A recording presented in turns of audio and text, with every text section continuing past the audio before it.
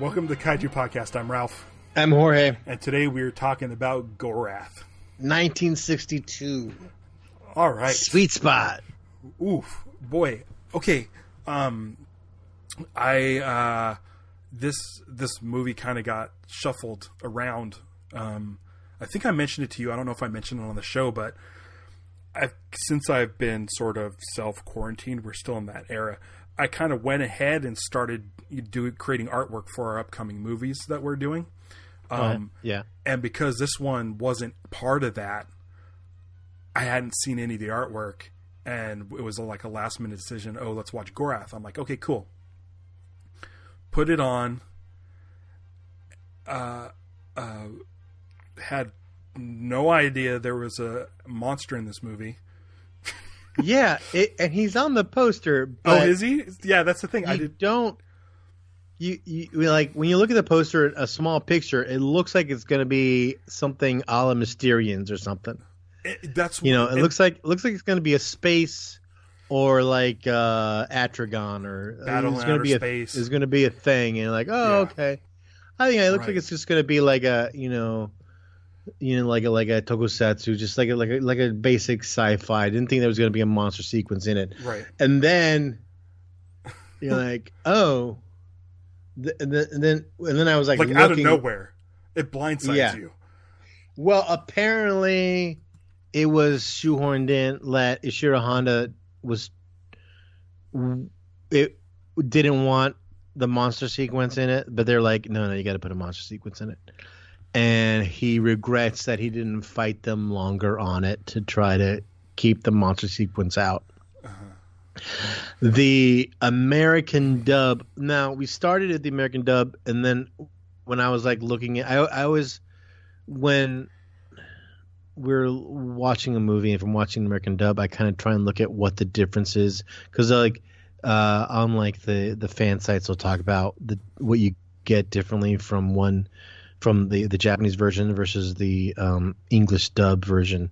And this says it cut out the monster stuff in the dub. Right. And I was like, well, come on, we're a monster movie podcast. Yeah. We need to watch the one with the monster in it. Yeah. I mean... Because apparently in it, there's a part where like there are parts where like they're looking at it, but they don't talk about what they're looking at. Like, I think they're looking at the dead body after they finally kill it, there's like apparently there's a shot of the corpse, and they're also them looking at it. You don't know exactly why they're looking where they're looking, but that's one of the things that I had heard was the big difference.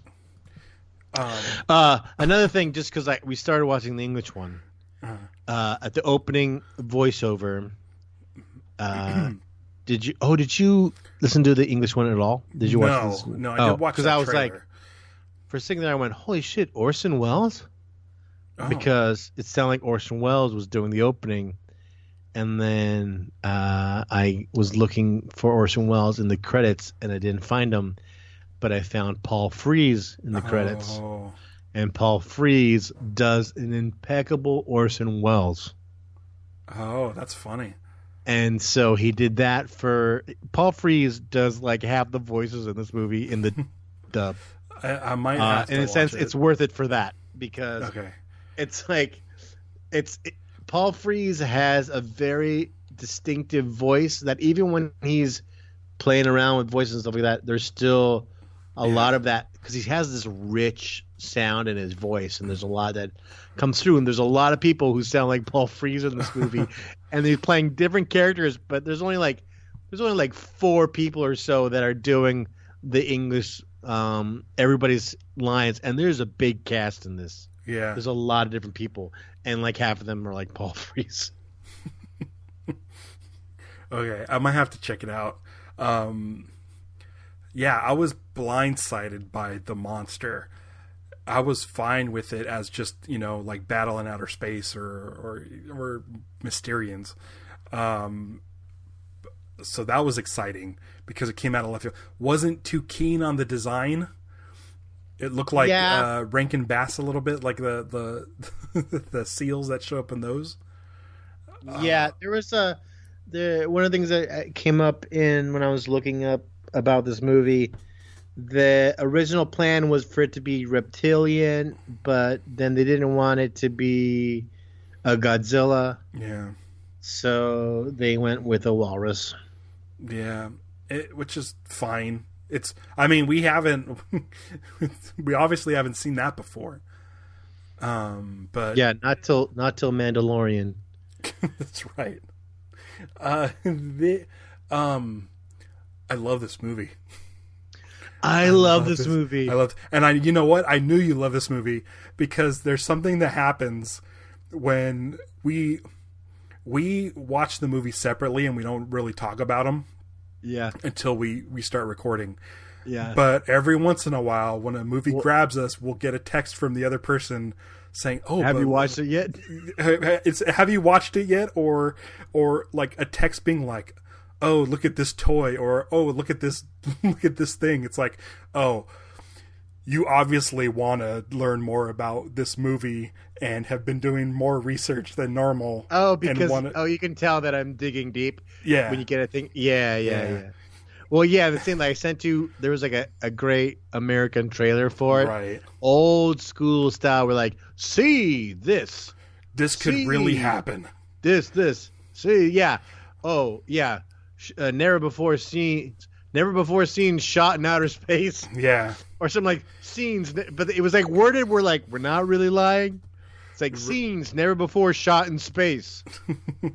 It's like this could actually happen. Pulse pounding, excitement and stuff. And I'm like, I watched it after watching the movie. Yeah, this all makes sense. This is because I said to you, I go watch it, but don't watch the movie first because yeah.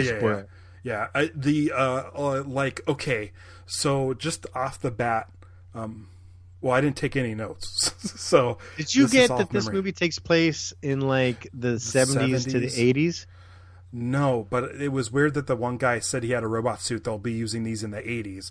I just assumed it was like 20 years in the future. Like he was like, oh, in 20 years, everyone's going to be wearing these space suits. His robot costume. Which I love. That's my cosplay piece for this movie. Oh, I like cool. And the way it flips open. Yeah. Yeah. Because I was thinking, I know what I would want to dress as. I'd like the orange jumpsuits with the helmets of the guys that were fighting the walrus monster. It's like a nice, easy cosplay thing. Yeah. This movie, in that trailer, it says like something like pulse pounding excitement or something like that. The count, I'm jumping a little bit, but the countdown at the end was like literally was making me excited. Like I was like, oh my gosh, what is going to happen? This is crazy. The whole movie hinges on that moment. I really, really, really like this movie. One of the interesting things about the Japanese version versus the little bits that I picked up from the American version, and also when I read about the differences, is also the American version is cut. They made it shorter. They shortened a lot of scenes. Mm-hmm. And they basically made it like it occurred in a shorter amount of time, because this movie, it takes years, right, for us to get this plan into place. It's much more realistic that way. Yeah, where it's like we have to figure this out and how we're going to. That's what's exciting though, is you have the build up. Like, okay, this thing's going to happen in 2 years. We're going to construct this stuff. We're going to do this crazy plan. There's hiccups in it. And it's like, how many days is this going to set us back? And they're like 60 days. Right. And there's all this stuff hinges on a clock that counts down to like 20 seconds. It's like the time frame of it being 2 years. I think it's 2 years. I think is awesome. And it also was cool was like the scene in the taxi cab where it's like these are the two guys that are worrying about this more than anybody in the world. Yeah. And they're like, "Hey, what do you think about this this Gorath star that's coming to headed for us?" It's like, I'm not worried about it. You know, we hear about it too much, and I'm sure that the people in charge will take care of it. And it was like going, wow, that's That was a really great kind of realistic kind of moment. Yeah. There's this thing. There's a study that was done. This is a tangent, but it reminded me of this thing where it's like they were doing this. They're studying public service announcements, and that if the public service announcement is too slick or too well produced, that the public does not necessarily do all the recommendations because they feel that it looks like someone's got a handle on it. Like it's not dire. Because because the PSA is so well done, they're like, oh, it looks like they got a handle on this. We don't have to worry about it because someone else is in charge. Right. That totally makes sense. So you get that sound of like a number station or the weird like recording of a guy in a like using some weird antiquated microphone or something where it's all like staticky. Yeah. The emergency broadcast system audio where it just sounds like oh, that's crazy. That makes sense. This whole movie this like the miniatures in this movie non-stop are amazing. Non-stop. The way they're animated and every single time that one of the like rockets shot off the little flames to correct it. Yeah. All the repulsor rockets or whatever you call those. Yeah. So they're like all right, they up the periscope and they're like zzz, all things move and the periscopes pop up and the rocket when it's flying past the planets. Yeah. It's so great. It looks so homemade, but like in a good way. Yeah, there's the one sequence where they start. I keep referring to it as Z-Plan, but it's the South Pole operation. Yeah, when they decide to go ahead with it, and it's just shot after shot after shot of construction vehicles. Yeah, like they built those not to get torn down. It's so great. Yeah, there's like the whole thing of knowing. Now, you didn't know that there was going to be a walrus until the walrus showed up? Yeah, it there was an earthquake and that happened in the movie. I'm like, okay, earthquakes.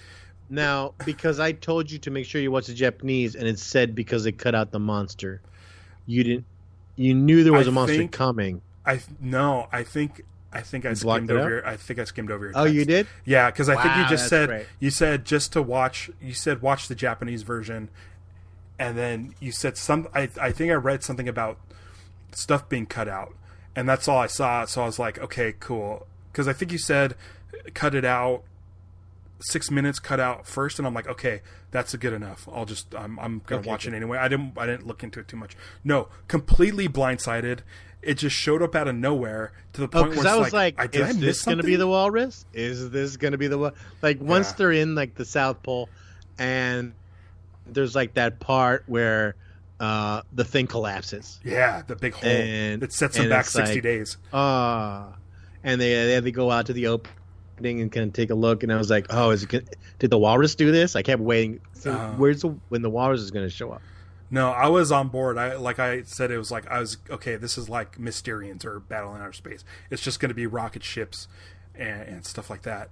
And then the fact that I think what helped was the fact that the meteor or the imploded star was called Gorath. So I'm like, okay, this is called Gorath.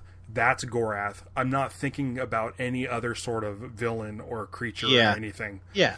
Yeah, it's like the Atragon rule. Right. Speaking of Atragon, the captain of Atragon, the deserter, is the captain in the first crew that oh yeah, that's right, gets sucked into the star. Yeah, that was cool, dude. Like, okay, everything about it's what's fun is it takes a kind of a, I don't want to say realistic approach, but the acting is very grounded in reality.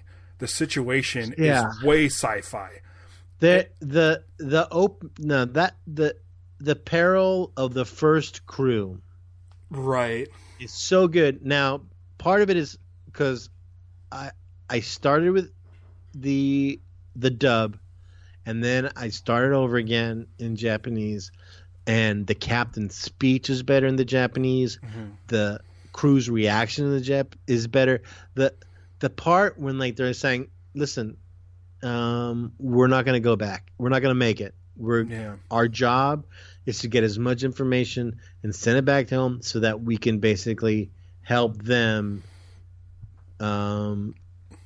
solve this problem that's heading to Earth, essentially." And they all have really great real moments of accepting that this is their fate. And then they all shout hurrah. Yeah. And then get on with it, and it just makes it that much more heartbreaking that they're just like, let's do this, and that extra like just kind of, you know, cheerleading thing of the hurrah. I was like, wow, that was powerful. Yeah. Another thing that I really liked was the crew of the JX2 coming together, going over their captain's head to like plead for them to go on the mission. Yeah. Were they also a rock band? Or are they just like singing? You know, I enjoyed it. Yeah, I really wanted to find the translation of that song. Yeah. Apparently they're singing about space exploration. I feel like it lended to their camaraderie. I think it showed that how, you know, they are a tight-knit group. Yeah, I was like, when you steal a helicopter with someone, you bond, and they're singing in a stolen helicopter, and it was funny that later they're playing the music at that party or something. They're doing the same song. It's also Merry Christmas with the people walking by with like birthday balloons and birthday hats. Yeah, it's a Christmas party, I guess.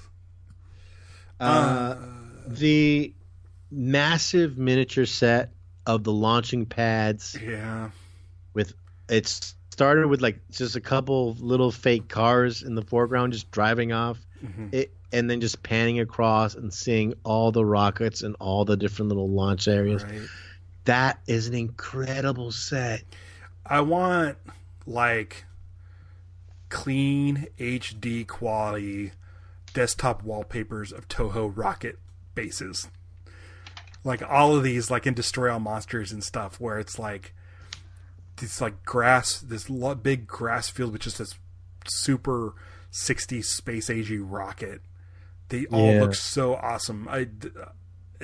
That's what's fun about this movie is all the acting is grounded in reality. Everybody's playing it very serious, but it has that look, that 60s Toho space look, and it's like exactly what I want.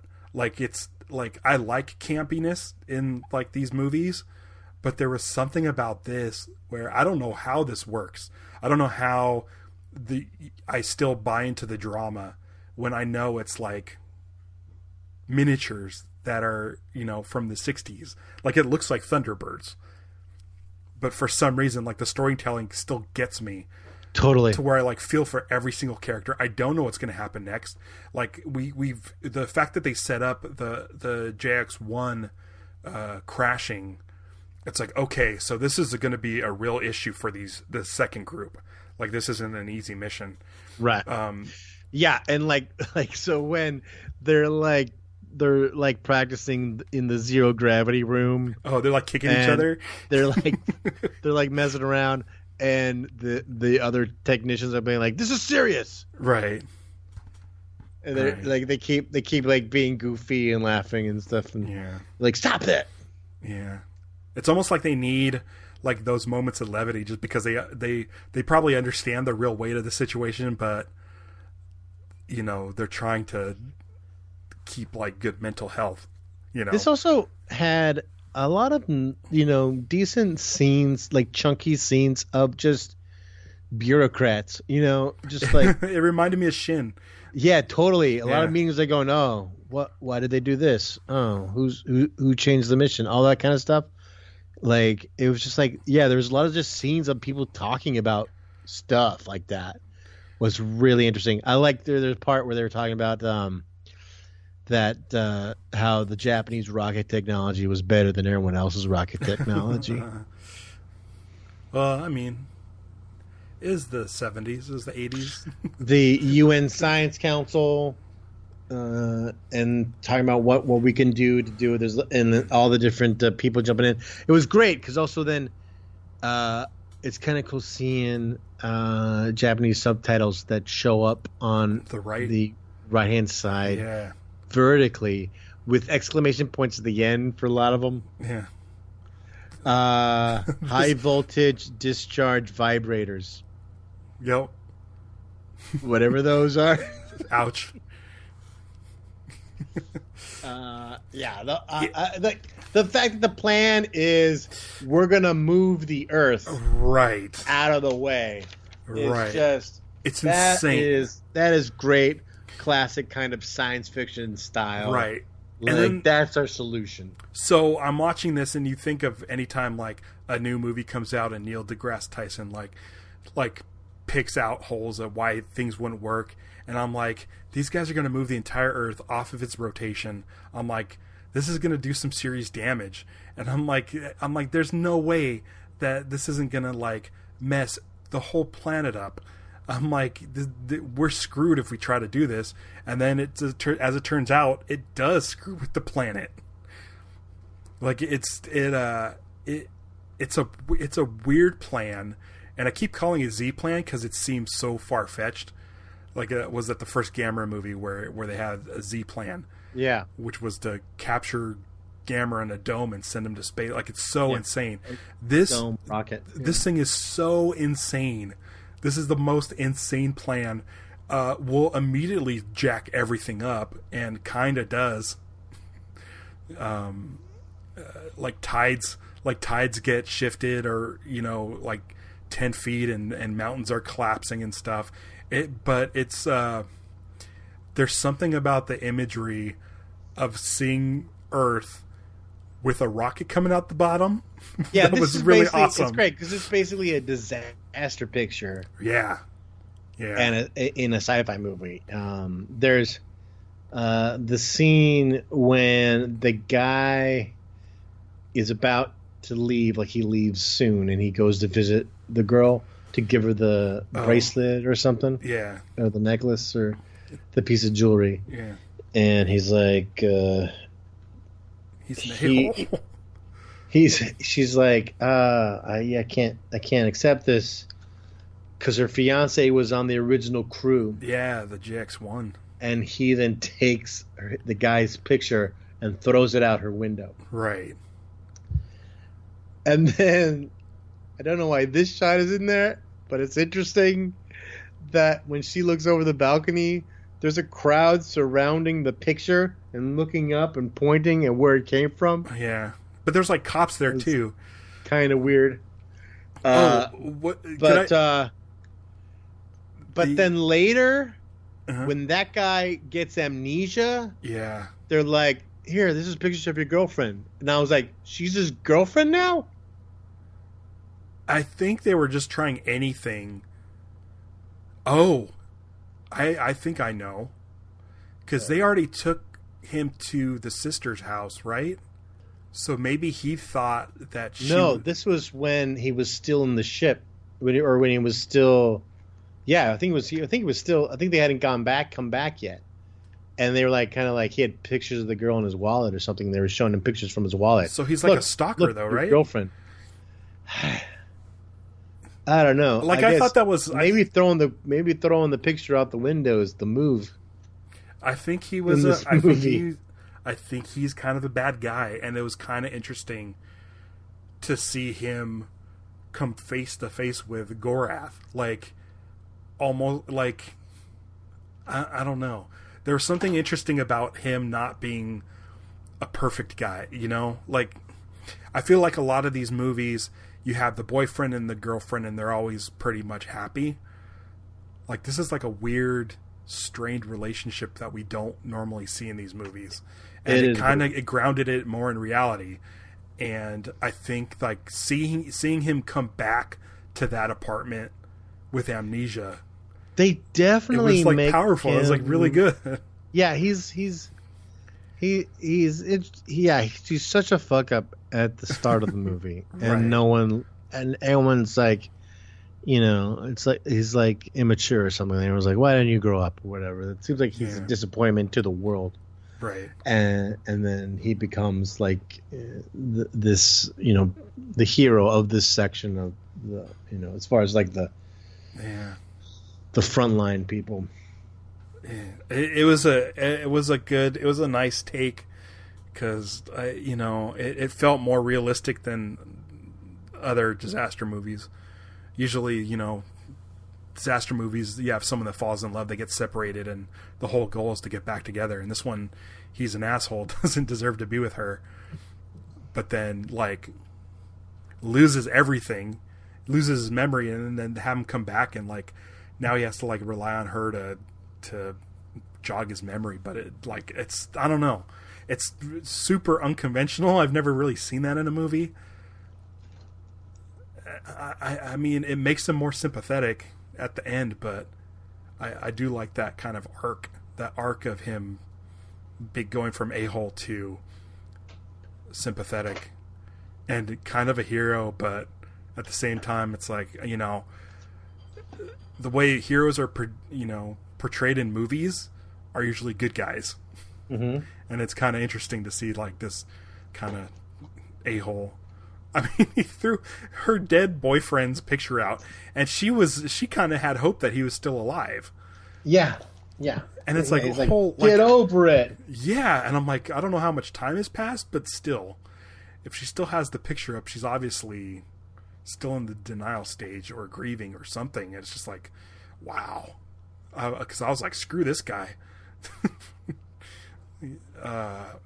Yeah.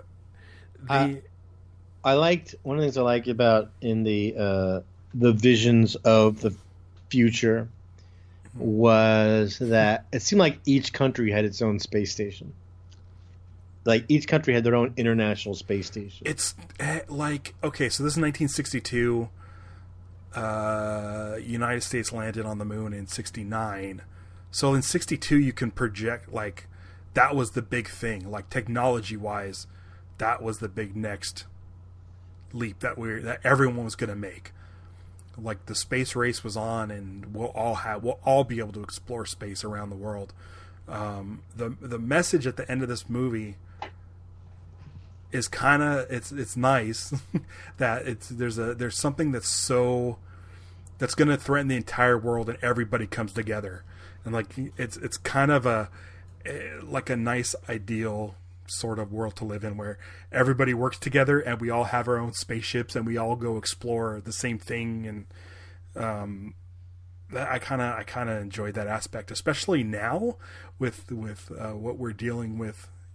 I'm assuming by the time this airs we'll still be dealing with it. is the virus, and how like this is affecting everybody. And it's kind of interesting to see how it was portrayed in this movie, where it's this like the Gorath will destroy us. It just takes things out left and right.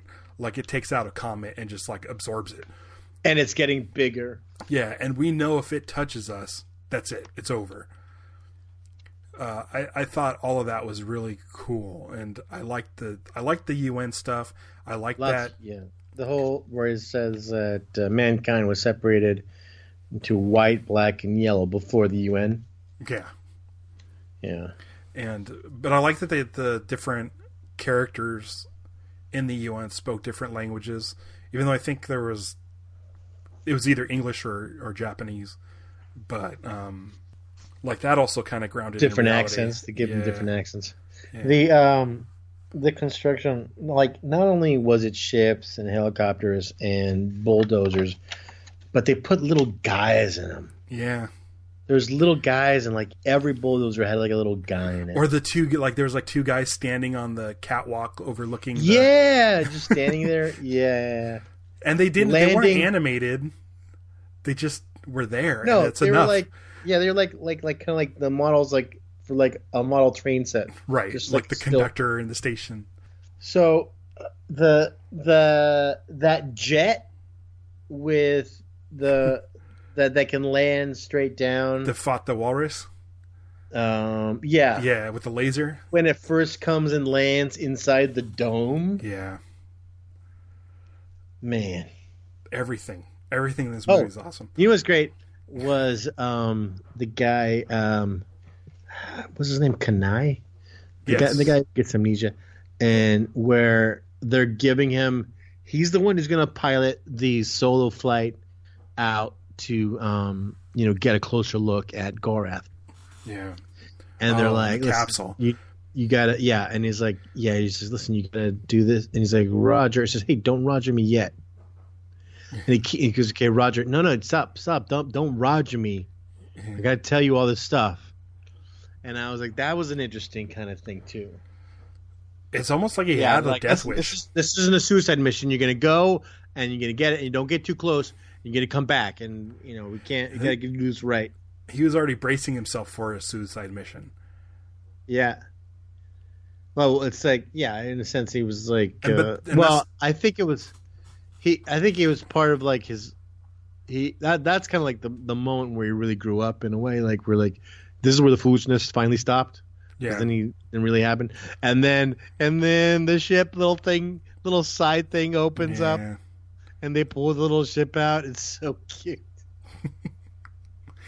Oh, I love that. But I don't know why. Like, how come the drama still works even though there's stuff like that? Like, it's still like everything still works. I don't know. I don't know if it works for everybody. Maybe not. Maybe I'm just used to little spaceships models and stuff. But I feel like I don't know. And now, and his ship, like when he's getting close, and Gorath is sucking in debris the whole time, and there's like that big chunk of debris hits his ship and puts dents in the side of it. Yeah. So great. I thought Gorath looked cool. It had like kind of a translucent look with like the spots and stuff. Like the model or whatever they used to make it, like maybe like a fiberglass or something. I don't know. But I thought it had a cool it had a cool look, and it was imposing. Like I was like, oh shit, man, this thing sucks. I definitely don't want it crashing into Earth. I loved that the guys coming out had to pretend gravity. They were like doing big bouncy steps to make it like they were in zero gravity. Thought that was really great. Yeah. When they go to rescue him or to hook up the capsule, when they're bringing the capsule back, and they kind of jump out to the capsule, and then to come back, they have these little guns. They kind of shoot little jet propulsion to come back to the ship. Thought that was rad. All of the spacewalk guns. Yeah, all of that jet propulsion stuff looks so awesome. And I was like, I don't know if it was animated or if they actually had them in the models, but they moved perfectly. Every little movement that one of those little rocket boosters like shifted the rockets around, it always like matched up perfectly with the movements. It was awesome. Like the spaceships look fake, but they tried to use like real physics on the ships. So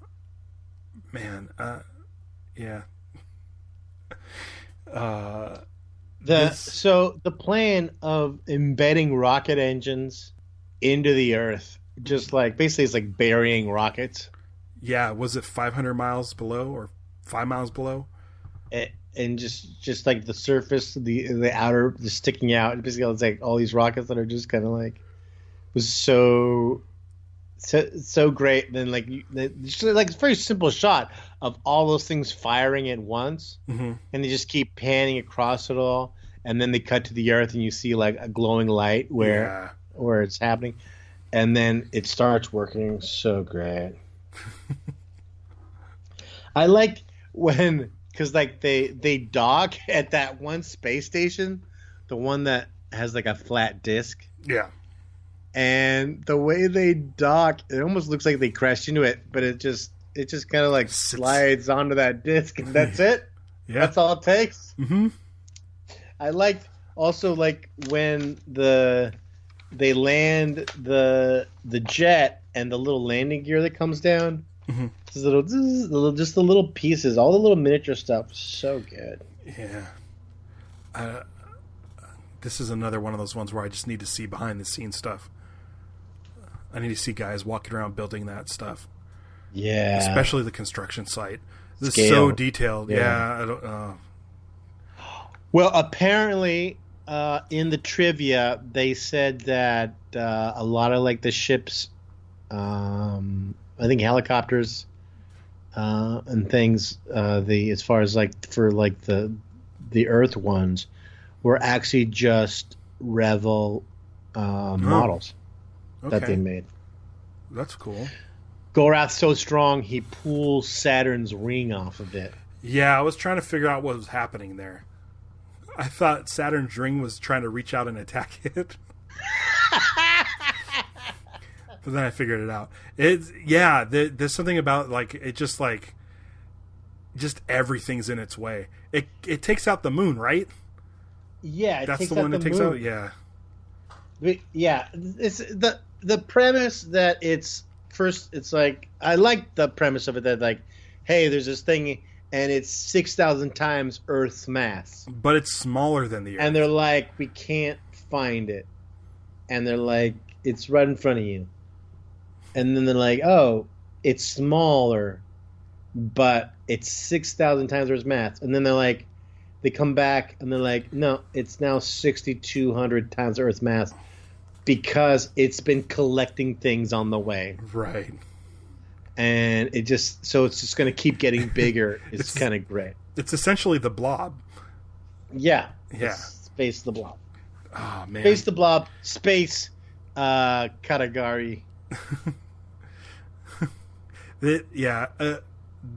Okay, so Kanai is in the apartment when the countdown really starts hitting. Like they're like at the 2-minute mark, and nothing has been able to jog his memory.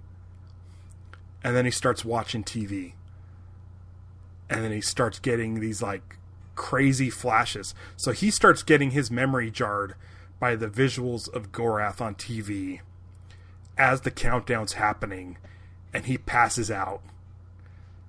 Yeah, and it's like the beat of the movie's going with the clock. Like the clock is ticking, and they have a clock set up.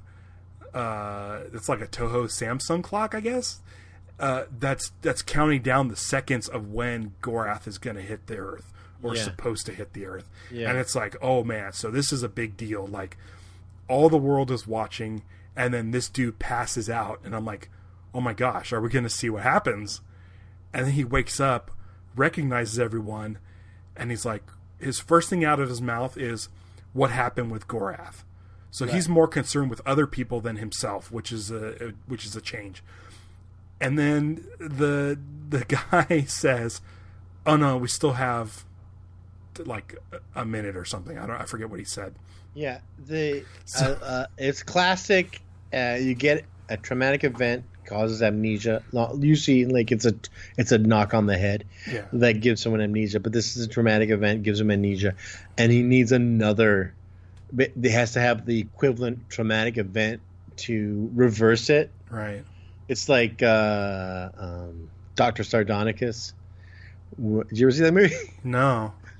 Dr. Sardonicus is it's this William Castle movie where in the opening, essentially he had this awful wife, and he lived with his dad, and his dad would always play the lottery every year, and then his dad dies, and the numbers come up for the lottery, and it's like his dad's numbers or something, but they realized that they'd buried his dad. This is apparently a lottery that doesn't come around that often or something, but they buried him with his ticket, and his wife pressures him to go and get the ticket off of his dad's dead body that's been buried. And in going into the crypt to get his dad, he was a traumatic experience that his face was frozen in this really creepy, teethy smile. Okay. And he couldn't move his mouth. It was stuck like that. So Sardonicus is this, this movie about this doctor that gets brought over and kind of kept prisoner to help heal this guy. And his plan is to heal him. He has to basically have the same traumatic event. So he has to put him in the crypt with his dead dad again to loosen it. And then there's this thing at the end where the audiences were allowed to vote. You kind of thumbs up or thumbs down if you felt the guy should survive or not. And they switched the real. Supposedly there'd be 2 endings, but word on the street is it might be apocryphal that there are actually 2, and that people always voted thumbs down at the end, anyways. That's funny.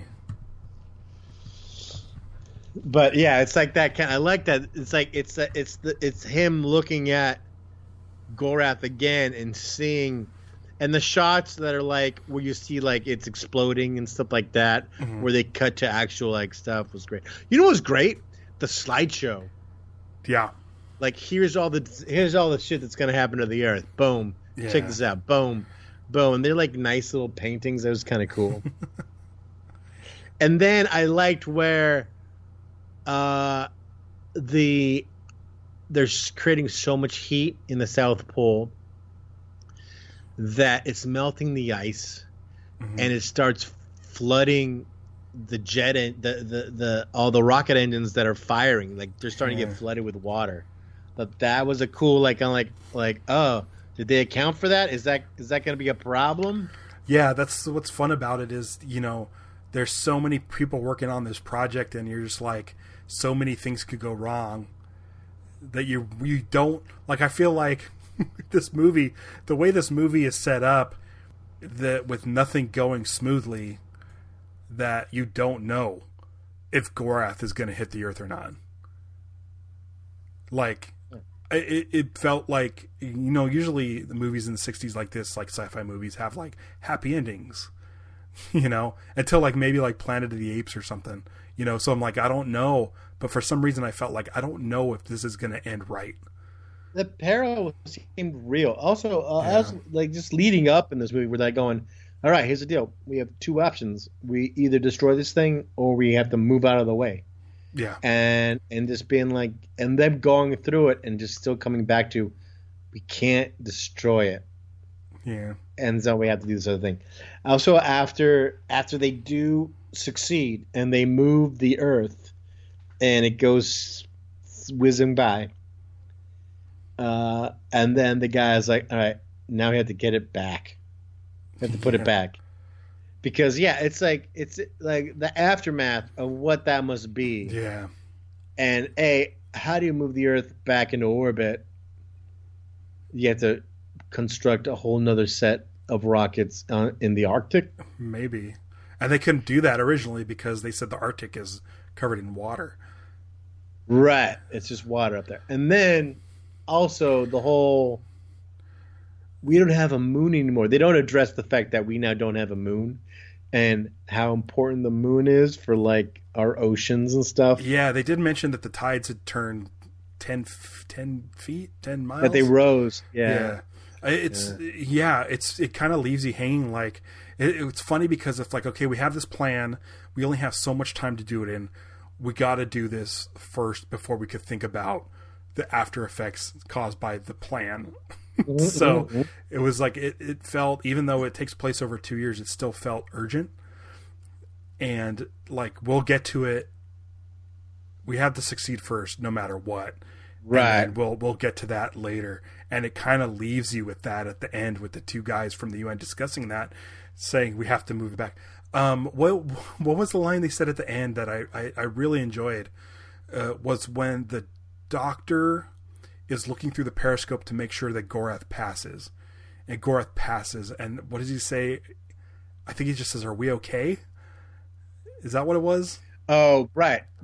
Yeah, it's like, it's the one thing where Yeah, the guy says to him in English, and he answers him in English. Yeah, I like that moment too, because those are the two guys that know what's going on. Like, they're the guys that need to relay this stuff to the news outlets, and it's just a moment between two guys. Like, it was a success, and they both kind of celebrate and hug, and it's like, it's kind of fun to see that, because that's not stuff we see. Like I've never seen a UN meeting. I've never been, you never see like those kind of interactions with like world leaders or stuff. So that little moment was like kind of fun. Like, it was celebratory, but it was just a moment between two humans from, I think it was an American and a Japanese man, in that scene, but there was something about that moment that I really, really enjoyed.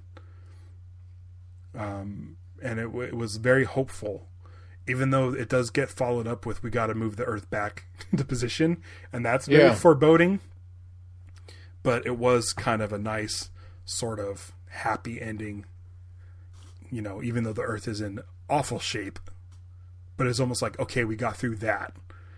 Now we have to move forward to fix it. And it was, it's just a moment of relief for those guys.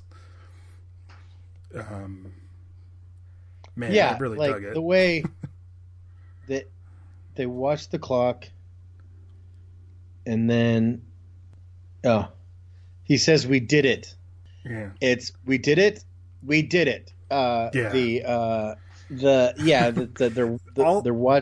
watching the clock. I just went and looked at it. They're watching the clock. And you see the clock get past it, and then he goes and he's got to look in that little periscopy thing. Yeah. And then he sees that it's moving away from us. It's like the culmination of 2 years of careful planning and hiccups and all of this stuff just boiled down to, we did it. By the way, it's like just such a good moment. The American guy, the we did it guy. Yeah. His look is curious. Like, he's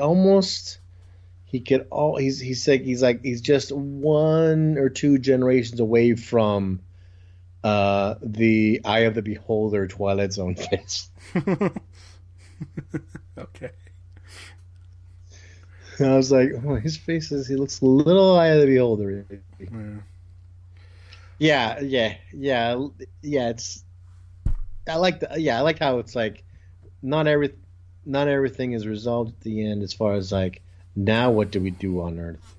Yeah. And the whole... But it's that message of, we have to continue to work together. We will rebuild. We'll make it better. Yeah. Like, a battle was won, but there's still the war. And, Yeah. The message of working together, we've seen in movies before, but I liked it in this one. Because the situation was so dire. It really worked. And it was like the solution was, the only way to stop us from this situation is everybody coming together. It's not like Armageddon, where we send up like 6 Americans to blow it up. It felt like a global effort, which I really appreciated. Yeah, this is like, apparently Ishiro Honda was really proud of this movie for that message, basically. Yeah.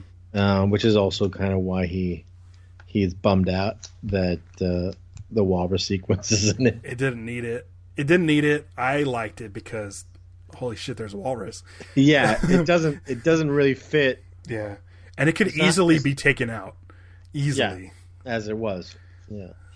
So, like I said, I would have no problem going and watching the American version, but yeah, I thought it was great. I don't think I could put it in my top 5 just because it's not very kaiju heavy. Yeah, but I like this movie a lot. Yeah, I feel like if we had a non-kaiju sort of list, this would be in top 5. Like this in the Human Vapor. Yeah. As far as yeah. I feel like if we had a non-kaiju, like I mean, it's just Ishiro Honda, right? Yeah. Yeah, I feel like our whole top 5 would be Ishiro Hondas Right. in non-kaiju movies. Because that's all we mainly watch. those are the ones that we've been watching Right. for this particular podcast. And then Jaws. Yeah. But I mean, it's funny. Like, he's just pumping out these movies. He does so many of these movies, and like even though like for every Dagora, there's a Gorath, and it's like it's hard to know which ones are going to be like really strike a nerve with us, and which are just kind of fall flat. This one I had no expectations, but man, oh man, it was a really good movie. I think this and The Human Vapor put me back in the like camp of like I just love Ishiro this might Honda. be my favorite of his non-kaiju ones. Yeah, This might be my favorite of them. yeah. And the dog finally pushed away into the door. Hey, buddy. Oh, speaking of that there's that one shot where the streets were empty and there's just a dog. That one random dog. Just on the sidewalk, just staring up into the sky. Yeah, and it's like even the dog knows it's in peril. That was so weird. But it was like a moment. Like it was like these small moments where you're like, oh, even the dog knows something's up.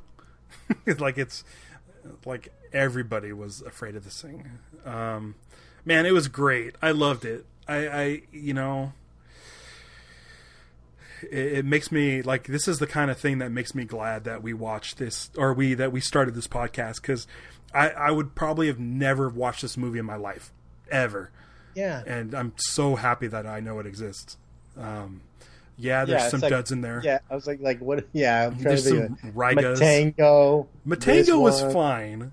Oh, yeah. I mean, as far as like ones that you were just like, that why we're grateful that we did this and did deep dives in Frankenstein, Human Vapor. Yeah, all Ishiro Honda. Yeah, so even if there's some Ishiro Honda we missed, I'll probably go watch them now because of the show. Not only that, it makes us want to seek out good copies of them. Yeah. Because you want to be able to, for not only that fact that this show made us discover that archive.org when we were trying to find places to right. find movies. And I was like, man, this place is chock full of all these movies. Yeah. You want to talk about the next episode? Yeah. We got Harryhausen and dinosaurs. Back to America. Yeah. So we're taking a little bit of a shift. We're going to be watching The Valley of the Guanji. I think I messed up the title. Cowboys versus Dinosaurs. Yeah. Excited to see it. I think I've seen bits and pieces. I think I've seen a cowboy lasso a dinosaur in footage, and you go, oh, what's that footage from? And then you find out it's from this. Cool. I'm excited to talk about that. We'll have that on kaijupod.com, where you will also get links to our Instagram, Twitter, Facebook, and YouTube. And yeah, man, until next time, I'm gonna go start rebuilding this hole. I'm gonna dress up like a robot and start harassing people. Oh yeah, that was a cool suit. Yeah, it's so classic. It looks like a tin toy robot. Yeah, that's exactly what it looked like. Yeah, and I was like looking at it, trying to figure out if it was made from found objects or not. Like I was like kind of really trying to tend, because like it was really well fabricated. Yeah, and it moved cool too. I like when he rolled up on those police officers and they were just like utterly confused. Yeah, his Christmas party outfit.